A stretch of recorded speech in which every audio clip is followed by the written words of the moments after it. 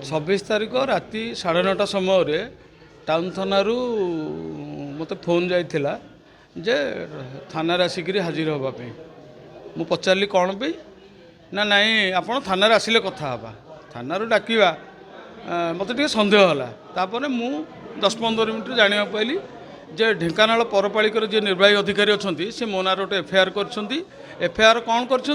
ना गत 22 तारिख दिन कुंटुनिया पहाड़ पाखे जो बस्ती अंचल अच्छी स्लम एरिया पूर्व बीजेडी सरकार समय पूर्व सरकार समय 70 ରୁ 80 घर भितर पट्टा दिखाई 30-40 घर रही जाते से पट्टा पाई नथिले जो माने पट्टा पाई नथिले सरकार बदलिबा पर बीजेपी सरकार आसिया पर से योजनाटी को बंद करदेले तेणु जो माने पट्टा पाई नथिले से माने रहीगले से गोटे नोटिस करथिले एविक्शन करने से हाईकोर्ट जाइए हाईकोर्ट गोटे स्टे ऑर्डर 4 सप्ताह देछि तो मु जेतेबेले 22 तारिख दिन देखिली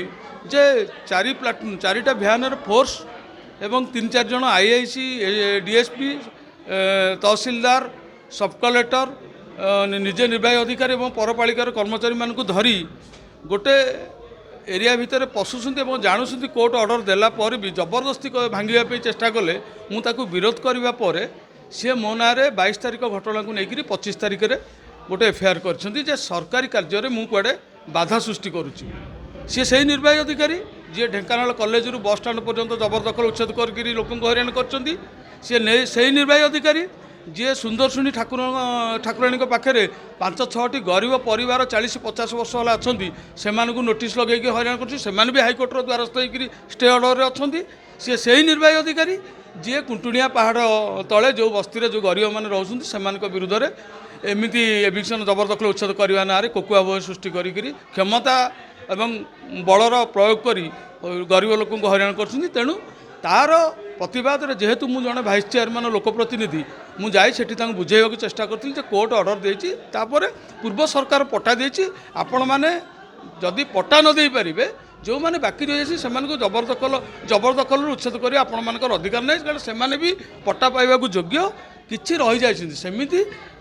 सहर मध्य जितोटी स्लम अच्छी 700 ରୁ 800 पट्टाधारी रही जाती पाई ना थरकू 2-3 थर जिलापाल पाखक जाइए से फाइल फेरी आसी भी कहार प्रभाव सी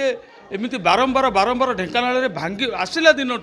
भांगा छड़ा किसी गढ़ा शिखी ना कि किसी गढ़ी ना फेयर हुए मो ना एमती 100 नुह मु 1000 बार भूल करने को पसंद करी मु आसला बेलू एक्चुअली मु भी जानी नी एमती माने से जानी केस होती तेणु से खबर पाई मुझे आसी भल पाई किए जब आसो तो क्या मना करें मो वार्डर अच्छा टाउन भी किसी अच्छा मो काउनसिलर अच्छा मु तो नी एक्चुअली मोर एनिवर्सरी 25 तारिख थी से बाहर थी तेणु थाना फोन जाइए माने मोर भी कर्तव्य होची जे जड़े निर्वाचित प्रतिनिधि हिसाब से आसिक सहित जोगाजोग करने तेणु मु आसिक सहित देखा साक्षात कथा आलोचनार अच्छी आगू कौन होची कौन नहीं मुझे जानी तेणु मु परवर्ती जहाँ आईआईसी कहे कारण थानार मुख्य है आईआईसी तेणु जहाँ कहे से अनुसार मुझे आपण मानक जनइबी।